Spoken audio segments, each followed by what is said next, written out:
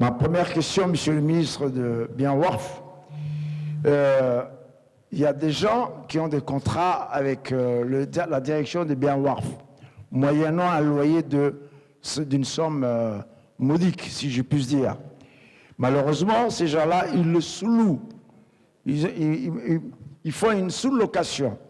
Est-ce que le ministère a une solution pour remédier à ça? Deuxième point, monsieur le ministre, vous savez que le cimetière de PK12 a débordé. La cimetière est en train d'aller vers l'aéroport de Chebele. Est-ce que le ministère a une solution, un plan pour restructurer le cimetière de PK12? Troisième point, monsieur le ministre, à Djibouti, il y a une compagnie qui est venue il y a quelque temps, Flynas, elle a commencé par 47 000 francs. Et d'un coup, elle est partie à 280. En tant que parlementaire, est-ce qu'il y a un moyen de préserver nos Djiboutiens pour lutter contre cette inflation des prix? Bismillahirrahmanirrahim, alhamdulillahi rabbil alamin, wassalatu wassalamu ala rasulillahi wa ba'd.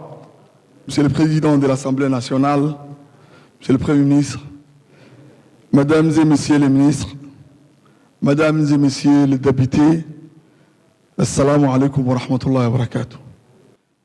Comme vous avez pu constater, l'année 2023 a été marquée par des résultats financiers positifs et solides. Vous voyez déjà la performance financière quand vous voyez les bénéfices donc réalisés en 2023, qui a pratiquement doublé par rapport à l'année 2022. Aussi, je dois vous signaler aussi que ce département a modernisé donc sa gestion pour optimiser ses ressources en utilisant des outils technologiques tels que GBI, gestion des biens immobiliers, qui donnent les utilisateurs l'opportunité ou la possibilité de suivre donc les opérations à temps réel. Elle permet aussi les usagers à payer directement à travers cette application. Le département, ce département qui est le Bienwarf, a honoré aussi parfaitement les obligations fiscales et sociales. Pour ce qui est des certains qui veulent donc faire sous-location, certainement il y en a. Et nous avons parlé ça lors de la commission. Mais en tant que Djiboutien, on se tolère en tout cas et on va essayer de remédier et de trouver des solutions adéquates. Inch'Allah ta'ala, et nous demandons votre soutien pour donc remédier ces problèmes.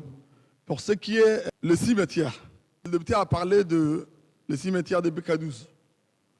Je ne sais pas s'il est au courant ou pas, mais les cimetières ne sont plus à PK12. Ces derniers temps, pour répondre aux exigences funéraires de long terme de Djibouti, un nouveau cimetière s'étendant 200 hectares est déjà opérationnel depuis le début de cette année.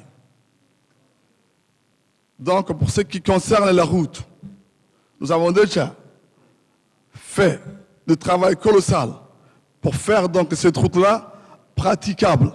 Et M. Abdo, je ne sais pas si vous m'écoutez ou pas, cette route est praticable pour le moment.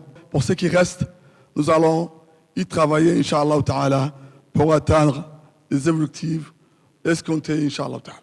Pour ce qui est Flynas, Flynas, c'est une compagnie saoudienne qui vient donc à Djibouti. Elle a commencé donc, effectivement, comme vous avez signalé, à des prix très bas. Mais vous connaissez, certes, c'est ce qu'on dit, l'offre et la demande.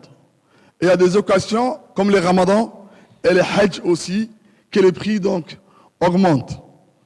Généralement, pour donc voir ça, pour le bien-être de notre population, on va travailler avec les départements concernés, tels que le ministère du Transport et celui du Commerce. Merci beaucoup. Wassalamu alaikum wa rahmatullahi wa barakatuh.